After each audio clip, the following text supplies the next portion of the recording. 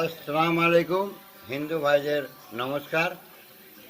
আমি পশ্চিমবাংলার হিন্দু, মুসলিম, খ্রিস্টান, আদিবাসী সবার কাছে আন্তরিক অভিনন্দন আমি জানাই।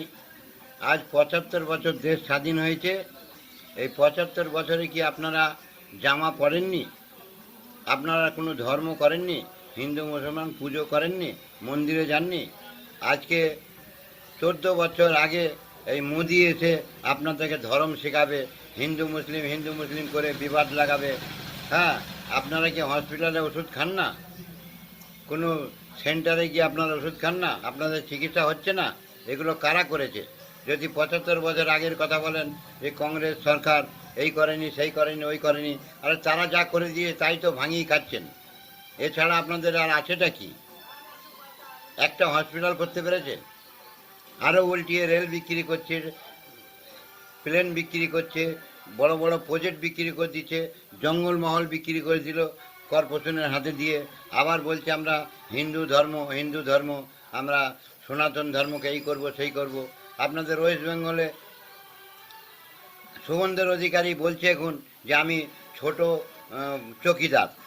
মোদি তো যখন এসছিল তখন বলেছিল আমি আপনাদের চকিদার, আমি ৭০,০০০ করে টাকা আপনাদের অ্যাকাউন্টে দিয়ে দেবো। কাকে ৭০ পয়সা বি দেয়নি।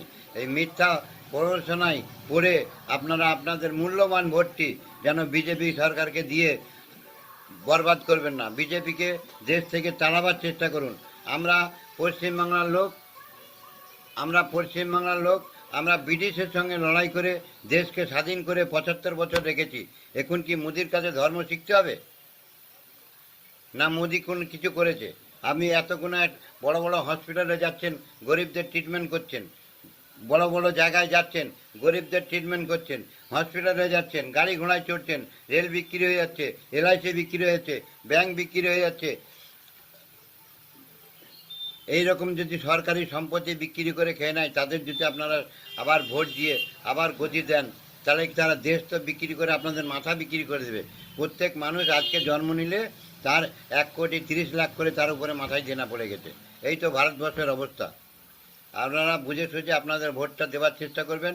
আমি ওয়েস্ট বেঙ্গলে 2026-এ আমরা অল ইন্ডিয়া মজলিস ইত্তেহাদুল মুসলিমিন থেকে 294 জায়গাতেই আমরা পাখির চক্করে লড়াই করব।